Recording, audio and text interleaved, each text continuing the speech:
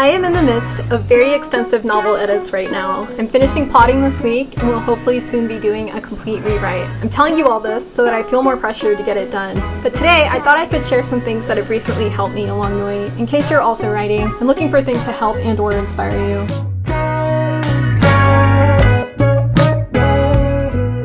Things that have had major impacts on my writing this month. Number 1, Lana Del Rey and Conan Gray.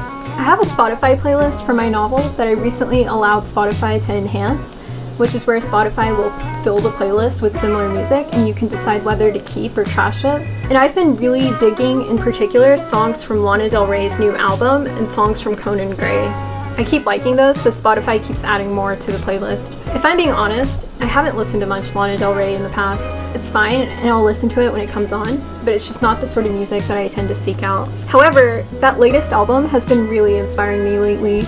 It totally fits the vibes of the novel I've been working on, and I also really like the Conan Gray songs Spotify has been recommending. I'd never heard of Conan Gray before, but I'm very excited to learn more based on those songs, and they're also very much the vibe I'm going for in my novel. Number 2, audiobooks. Continuing with the audio theme, the next things on my list are audiobooks. I talked pretty extensively about this in my last video, but basically, I find reading incredibly inspiring and I'm always frustrated by how little time I have for reading. But I recently started running again and I found that I really enjoy listening to audiobooks while I walk and run. It's helped me get through so many books in such a short time. Literally all of them have been free, but still supporting the author because they're through the Libby app, which is freely available to anyone with a library card. Number 3, The Bear. Like many people in the world this month, I have been watching The Bear.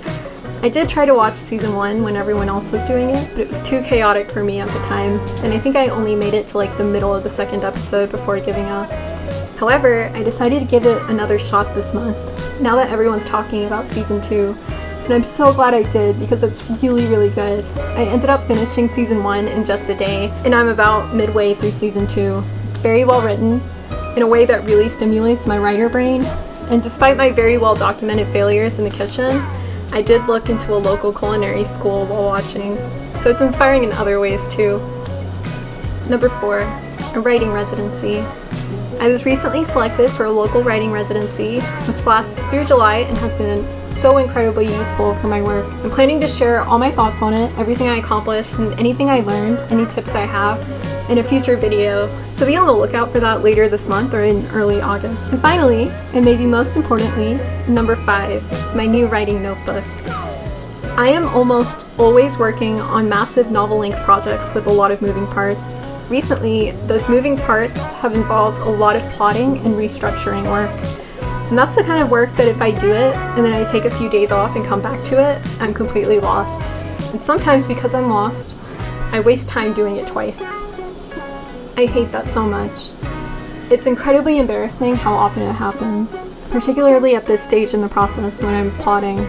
However, I haven't had that problem since June 14, and I owe it all to this little notebook. In here, I keep a writing log, and every day after I write, I make sure to jot down a few lines about what I did, and 2 or 3 things I plan to do next. And every time I sit down to write, I just read the last writing session's log. This has been an absolute game changer. I feel so much better about my writing time. It's made the whole thing so much more enjoyable and less frustrating. I don't usually go for journals that are this small, but I really love this one. I chose it from my massive stash of blank journals because it was the one that most reminded me of the novel I'm currently working on, which is a YA portal fantasy heavily engaging with earthy summer themes. I set it up like a bullet journal. I numbered all the pages, and then I set up a couple different sections pertaining to this particular novel. I started with a section for an index that was probably far too long since I don't see myself adding any more sections, and I added a daily writing log section.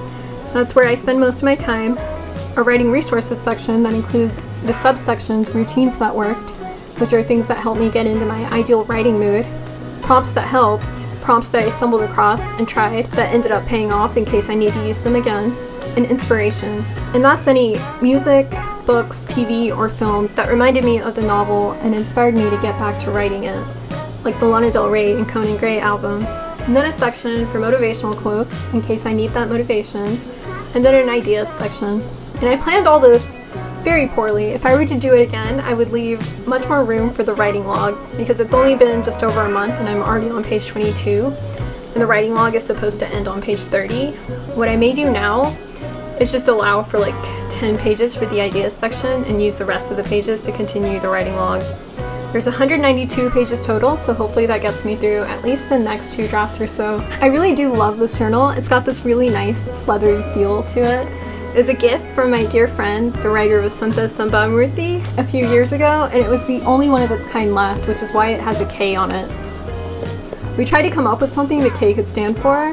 It's a difficult letter to incorporate in a life or a novel. But then while I was making this video, I remembered that actually the word for story in Urdu is kahani. And full circle, Lana Del Rey has a song I really like on this album called Kintsugi, which, according to Wikipedia, is the Japanese art of repairing broken pottery by mending the areas of breakage with lacquer dusted or mixed with powdered gold, silver, or platinum. And that's also very relevant to the themes and concerns in this novel. So yeah, it fits well. Thanks so much for watching. I hope at least one of these things resonated with you, and I will see you next week.